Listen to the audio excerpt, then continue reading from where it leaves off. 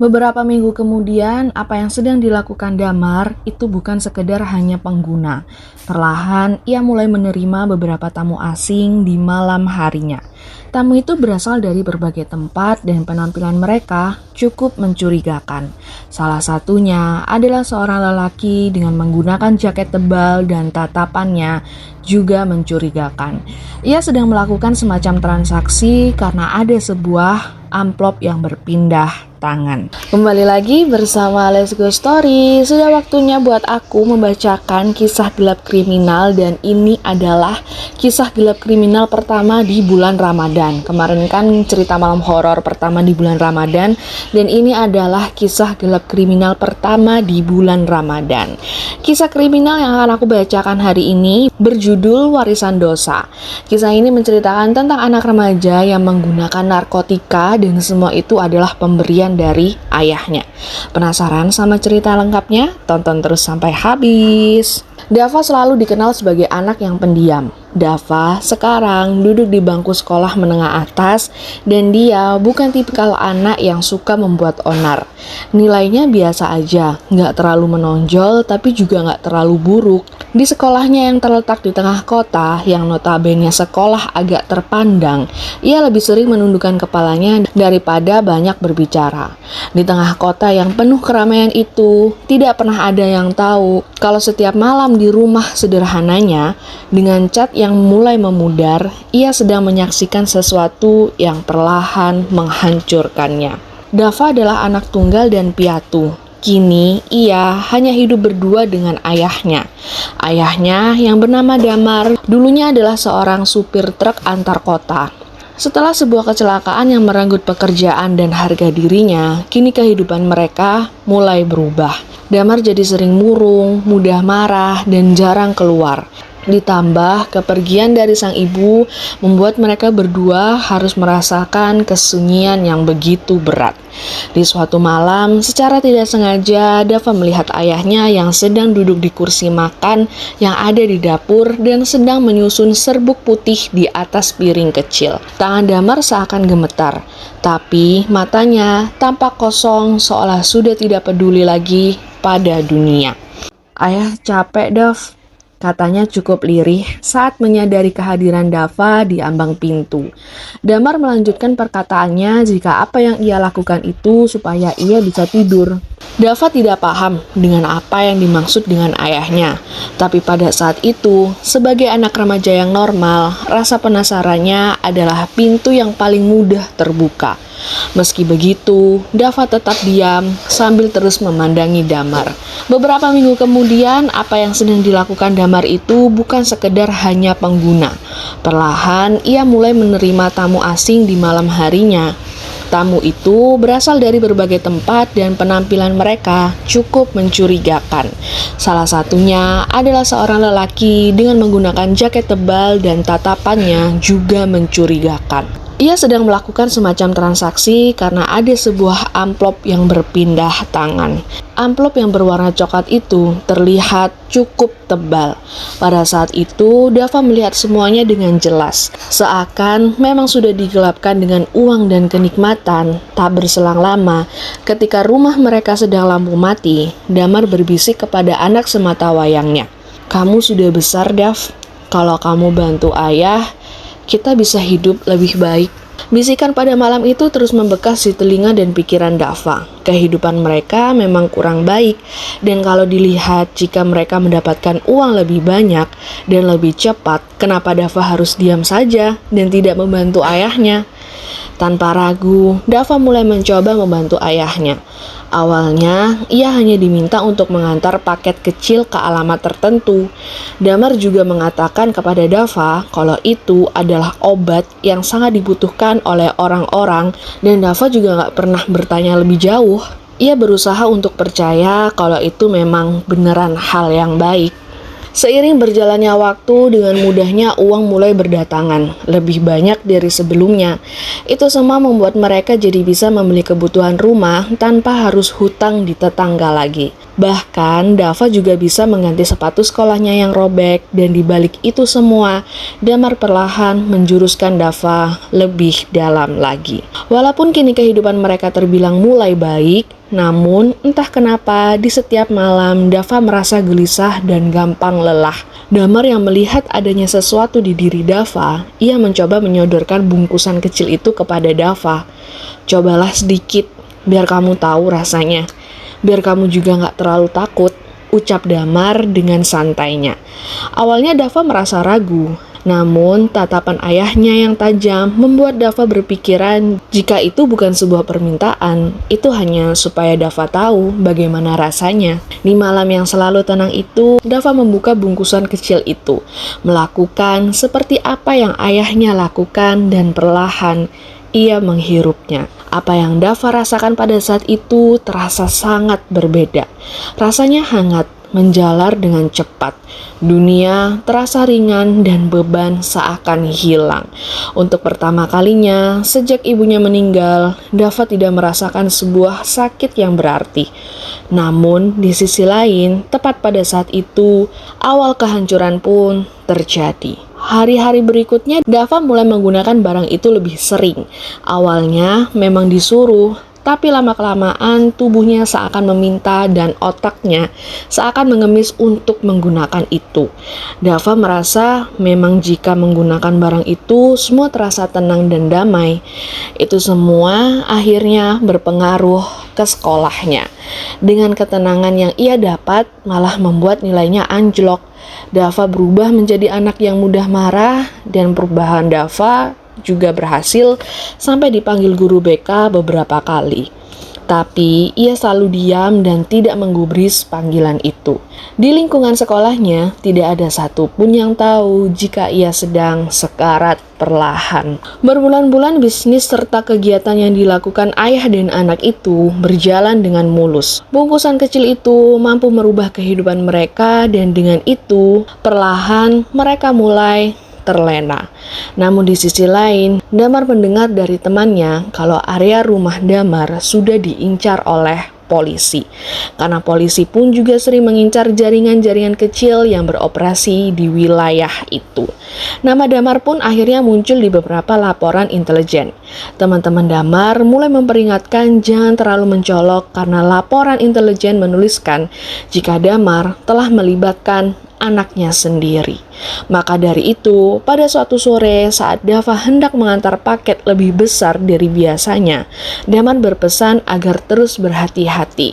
Ia juga mengatakan jika paket itu lebih penting dari biasanya. Dava yang mendapatkan peringatan dari ayahnya menjadi lebih hati-hati. Ia mulai berjalan ke gang sempit tempat transaksi dilakukan. Jantungnya yang berdebar begitu kencang bukan karena takut pada polisi, tapi karena tubuhnya belum mendapatkan dosis di hari itu. Tak perlu menunggu lama, Dava langsung bertemu dengan orang yang memesan paket itu.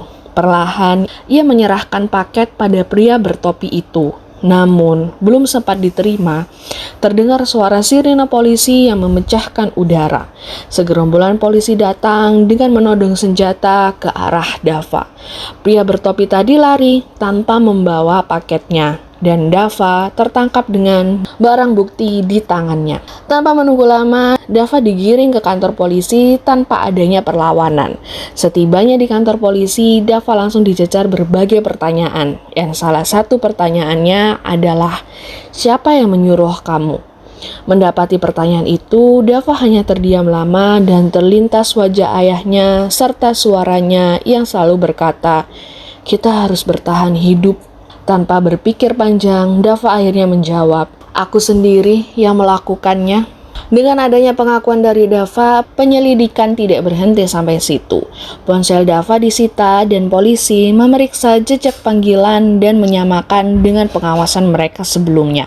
Apa yang dilakukan polisi itu akhirnya membuat mereka mendatangi rumah Dava. Pada malam itu juga, Damar yang sedang berada di rumah langsung ditangkap dengan sisa barang bukti yang masih ada. Damar tidak melakukan perlawanan dan akhirnya Dava dan Damar berada berada di kantor polisi yang sama untuk melakukan pemeriksaan lebih lanjut. Tepat pada saat mereka saling pandang, perasaan sedih yang dirasakan Damar tidak bisa dipungkiri. Ia menangis saat menatap Dava yang wajahnya terlihat pucat. Kasus mereka dengan cepat menjadi sorotan publik. Seorang ayah yang menggunakan dan mengedarkan narkoba bersama anak remajanya. Media langsung menyebutkan kasus sebagai keluarga toksik. Di ruang sidang, Dava duduk dengan wajah yang pucat. Ia menjalani rehabilitas sambil menunggu putusan hukuman yang akan ia terima. Namun, rasa kecanduannya masih terus menghantuinya. Tidak perlu menunggu lama, jaksa langsung membacakan dakwaan jika Dava terbukti dalam kepemilikan, peredaran, dan penyalahgunaan narkotika dalam jumlah yang signifikan. Ancaman hukuman yang akan diterima oleh Dava belasan hingga puluhan tahun. Damar yang ikut serta di sana hanya mendengarkan bacaan jaksa tanpa banyak bicara.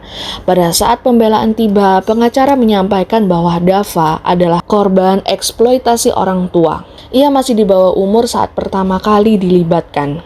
Mendengar pembelaan itu, hakim memandang Damar dengan tatapan tajam sambil bertanya, "Benarkah Anda yang memaksa anak Anda untuk terlibat?" Tak hanya mata hakim yang menatap, semua orang yang ada di persidangan itu matanya tertuju kepada Damar. Ia terdiam sejenak, lalu perlahan berdiri dengan kondisi tubuh yang kurus dan wajahnya terlihat lebih tua dari usianya. Dengan tegas, Damar menjawab, "Benar Yang Mulia, saya yang menyuruhnya dan saya yang memberi. Dari awal, anak saya tidak tahu apa-apa. Saya juga yang merusaknya." Mendengar jawaban Damar, ruang sidang hening seketika. Dia harus mendapatkan hukuman yang ringan. Dia masih punya masa depan yang panjang. Bila perlu, tambahkan saja masa hukuman saya. Biar saya yang menanggung semuanya. Keheningan itu pecah dengan perkataan lanjutan dari Damar. Melihat hal itu, Dava hanya menatap Damar dengan mata yang berkaca-kaca. Itu bukan sekedar pembelaan, itu adalah sebuah pengakuan yang penuh. Di balik kasus Damar yang membuat publik terheran-heran, ternyata ada fakta lain yang lebih rumit di kasus ini. Beberapa minggu sebelum putusan hukuman, penyelidik masih menemukan sesuatu dari ponsel Damar yang disita. Di dalamnya ada sebuah pesan-pesan yang mengarah ke sebuah ancaman dari seseorang yang bernama Haris. Saat ditelusuri lagi, Haris adalah mantan rekan Damar saat menjadi sopir. Di sana ada sebuah jawaban yang terungkap bahwa setelah kasus kecelakaan itu, Damar terlilit hutang yang cukup besar. Haris, yang ternyata juga bagian dari jaringan narkotika lebih besar, memanfaatkan kondisi itu. Damar dipaksa menjadi kurir pengantar obat-obat itu, dan jika Damar menolak, mereka mengancam akan menyakiti Dava. Ketika polisi mengembangkan penyelidikan, terungkap bahwa pelarian saat penangkapan Dava adalah Haris sendiri. Akhirnya, polisi menyimpulkan jika selama ini Damar bukan otak utamanya, ia hanyalah sebuah pior yang terpojok. Namun satu hal yang tidak berubah jika ia memang yang pertama kali memberikan narkoba kepada Dava. Bukan karena ingin merusaknya, melainkan karena takut Dava terlihat mencurigakan jika tidak mengenal barang yang ia bawa. Sangat ironis, demi melindungi, ia justru menghancurkannya. Tepat 2 minggu kemudian, hari putusan pun tiba. Di ruang persidangan, hakim membacakan dengan suara yang tegas. Dava sebagai anak di bawah umur saat awal keterlibatan serta bukti sebagai korban eksploitasi dijatuhkan hukuman rehabilitasi wajib selama 2 tahun di Pusat Pemulihan Khusus Remaja dengan pengawasan ketat dan pembinaan pendidikan. Sedangkan Damar, ia dijatuhi hukuman penjara 20 tahun. Putusan hakim yang telah dibacakan dan ditetapkan membuat Dava menangis histeris sambil memanggil ayahnya.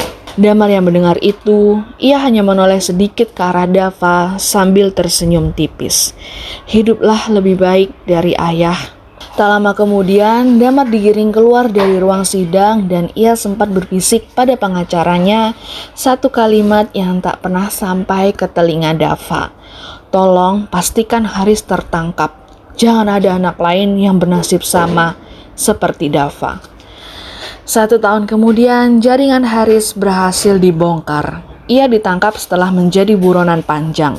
Dari pengakuannya terungkap bahwa ia memang sengaja menekan Damar dengan ancaman agar ia terus bekerja. Sedangkan di pusat rehabilitasi, perlahan Dava mulai berubah. Ia mengikuti konseling secara rutin, kembali belajar seperti yang ia lakukan selama ia di sekolah.